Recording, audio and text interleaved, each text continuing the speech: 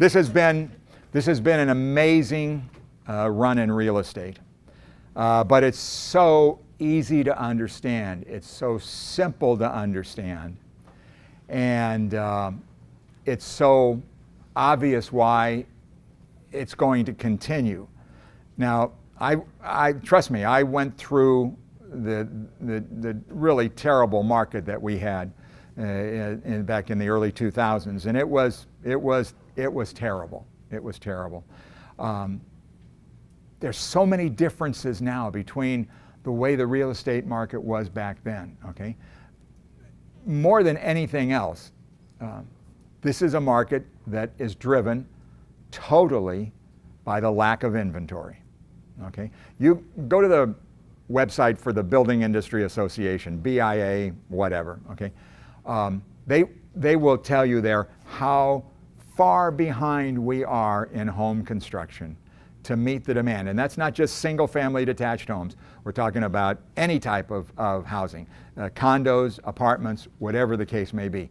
The shortage is loud. I mean, you know it's there. You can hear it, you can feel it. And it's not going to change anytime soon.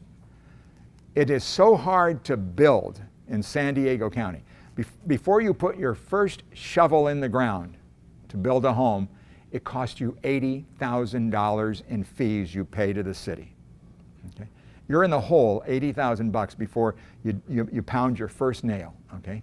And that's why you just don't see much construction activity going on. What you see when you do see construction activity, and I would assume most of you, it's in your neighborhood the same way, is multifamily stuff, mostly building apartments, but we're still so far behind in demand. We have a vacancy rate in San Diego County on apartments of about 3-4%. I mean, it's ridiculous.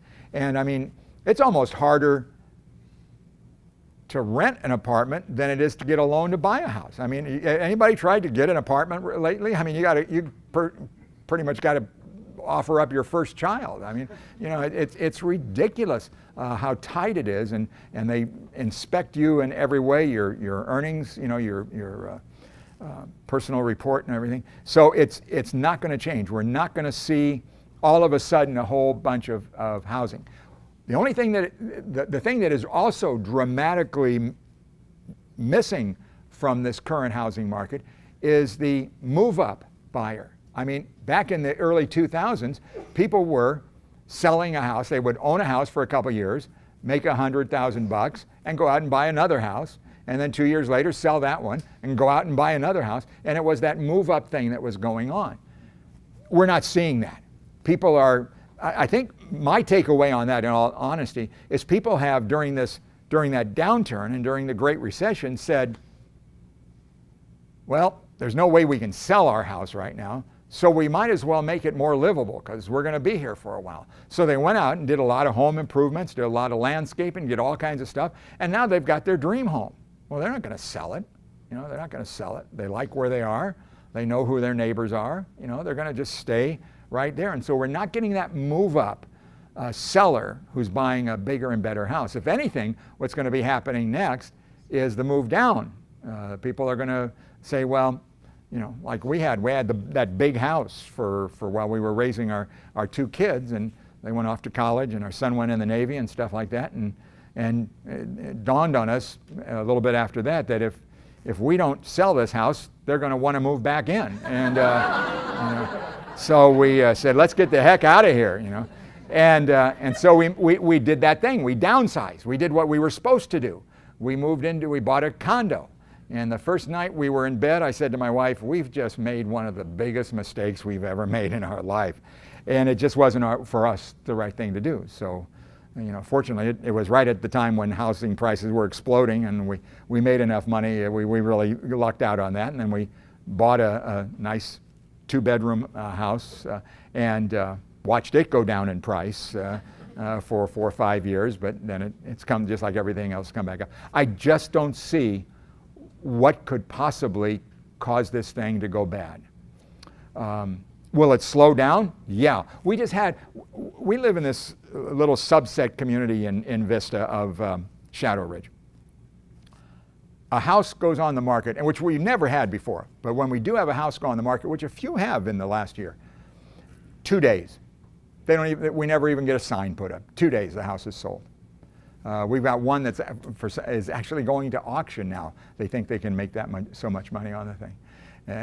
I mean, I think the longest period in the last 2 years, the longest it took to sell a house was 9 days. I mean, it's just any inventory is just glommed onto right away. So now, who knows? Anything could happen. What's that? There's plenty of people to buy it. Trust me. If you look in that window of $400,000 to $600,000, anything that hits there.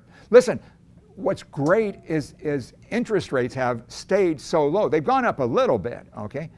And it's so funny to me to watch the idiots on CNBC and Fox Business that you should not watch. I have to. You don't have to. Say, I think this housing market, when interest rates hit 6%, are going to just crash. And I'm going, you idiots.